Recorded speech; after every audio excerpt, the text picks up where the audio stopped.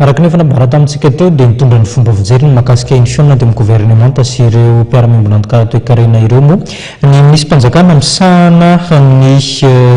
fotodrafitrasa ny fampitaovana ary ny fanajarana ny tany Andriamatoa Rivo Rakotovao ny fampitoviana ny tandokanga eo amin'ireo tontany tadiavina raha ny fanazavana.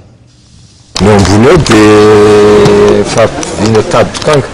amin'ireo atao hoe PDF zany hoe rehefa matsy vola na bilatéral na multilatéral satria misy démarche etretina vaovao indrindra en terme de coordination dia mba hanomezana hazavaina betsaka ny fanontaniana satria zavatra misy vaovao dia mieritreritra izy hoe ahoana ny hanaovana an'izany, misy koa manao fomba fanaona itsika malagasy zany miteny eny fa ity nieritreretinay dia mba mangataka aminareo zay mba hiditra ao anatin'ny zavatra eritreretinay zany tsy milaza hoe ohatran'ny zavatra tokony azony atao izy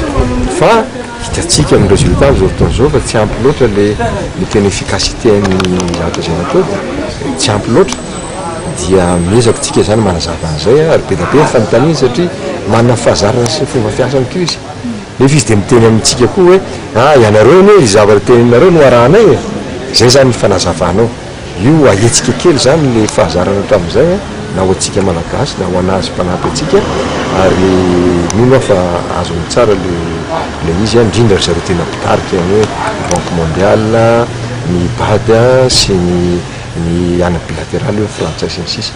normal be questionnement ny fotra zavatra rehetra vaovao io fa ny anjarantsika mandresy lahatra satria ireo olonareo dia vonona hiara-azantsika ohatra zao izy mantany betsaka izy ahoana moa fipetraka io ministre d'État na ndraiky infrastructure satria mandray be nany amin'ny lalana na amin'ny environnement na mine sy ny sisa satria ino moa alamitsika raha misy tany etsy